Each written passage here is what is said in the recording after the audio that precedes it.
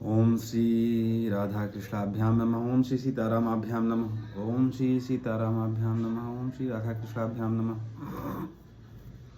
ओम ओम नमो भगवते वासुदेवाय नमः। ओम नमो भगवते वासुदेवाय नमः। ओम नमो भगवते वासुदेवाय नमः। ओम पितामह समः साम्ये प्रसादे गिरिशोपमः आश्रयः सर्वभूतानां यथा देवो रमाश्रयः। अर्थात इसमें पितामह ब्रह्मा के समान क्षमता रहेगी। भगवान शंकर की तरह यह कृपालु होगा और संपूर्ण प्राणियों को आश्रय देने में यह लक्ष्मीपति भगवान विष्णु के समान होगा। सर्वसद्गुण महात्मे एष कृष्ण मनुव्रतः रन्तिदेव इवोदारो ययातिरिव धार्मिकः। अर्थात यह समस्त सद्गुणों की महिमा धारण करने में श्री कृष्ण का अनुयायी होगा, रंतिदेव के समान उदार होगा और ययाति के समान धार्मिक होगा। धृत्या बलिशमः कृष्णे प्रहलाद इव सद्ग्रहः आहर्तैषोश्वमेधानां वृद्धानां पर्युपासकः। अर्थात धैर्य में बलि के समान और भगवान श्री कृष्ण के प्रति दृढ़ निष्ठा में यह प्रहलाद के समान होगा। यह बहुत से अश्वमेध यज्ञों का करने वाला और वृद्धों का सेवक होगा। राजर्षिणां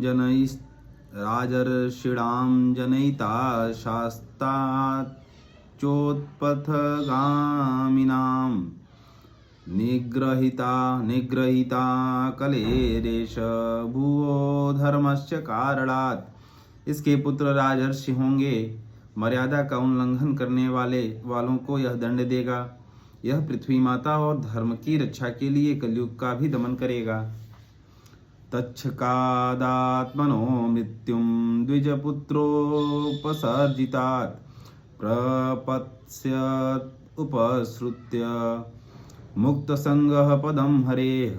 अर्थात ब्राह्मण कुमार के शाप से तक्षक के द्वारा अपनी मृत्यु सुनकर यह आपकी आसक्ति छोड़ देगा, यह सबकी आसक्ति छोड़ देगा और भगवान के चरणों की शरण लेगा।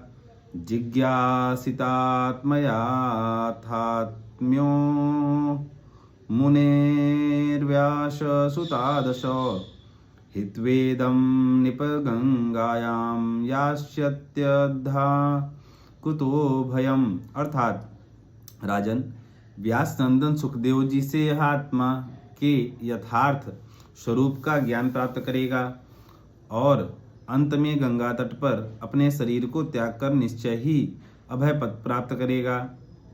इति राज्ञ उपादिश्य विप्राजातक कोविदाः लब्धापचितयः सर्वे प्रतिजग्मुः स्वकान् गृहान्। अर्थात ज्योतिष शास्त्र के विशेषज्ञ ब्राह्मण राजा युधिष्ठिर को इस प्रकार बालक के जन्म लग्न का फल बतलाकर और भेंट पूजा लेकर अपने घर चले गए।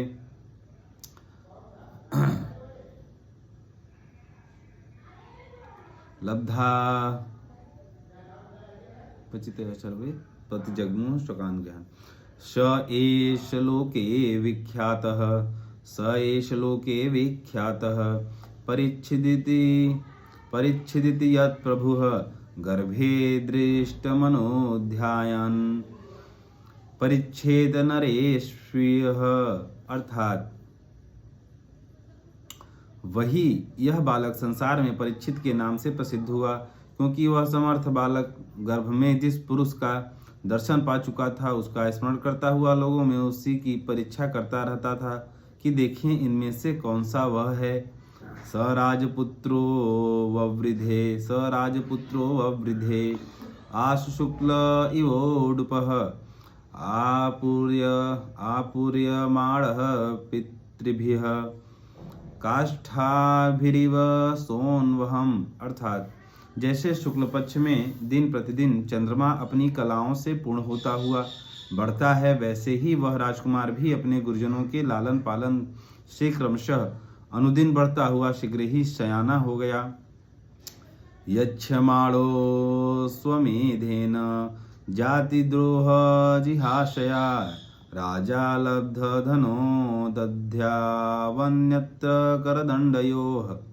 अर्थात इसी समय स्वजनों के वध का प्रायश्चित करने के लिए राजा युधिष्ठिर ने अश्वमेध यज्ञ के द्वारा भगवान की आराधना करने का विचार किया, परंतु प्रजा के वसूल किए हुए कर और दंड जुर्माने की रकम के अतिरिक्त और धन न होने के कारण वे बड़ी चिंता में पड़ गए। धनं प्रहीडमाजर्ह्यु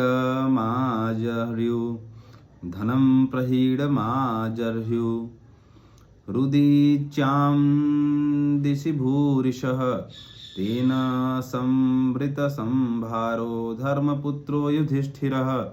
उनका अभिप्राय समझकर भगवान श्री कृष्ण की प्रेरणा से उनके भाई उत्तर दिशा में राजा मरुत और ब्राह्मणों द्वारा छोड़ा हुआ बहुत सा धन ले आए। तेन तद्भिप्रेतमालक्ष्य भ्रातरोच्युत चोदिताः धनं प्रहीडमाजह्यु रुदिच्यां दिशि भूरिशः तेन संभृत संभारो धर्मपुत्रो युधिष्ठिरः। वाजिमेधैस्त्रिभिर्भीतो यज्ञैः समयजद्धरिम्। अर्थात उससे यज्ञ की सामग्री एकत्र करके धर्म भीरु महाराज युधिष्ठिर ने 3 अश्वमेध यज्ञों के द्वारा भगवान की पूजा की। आहूतो भगवान राज्ञा याजयित्वा द्विजैर्नृपं वास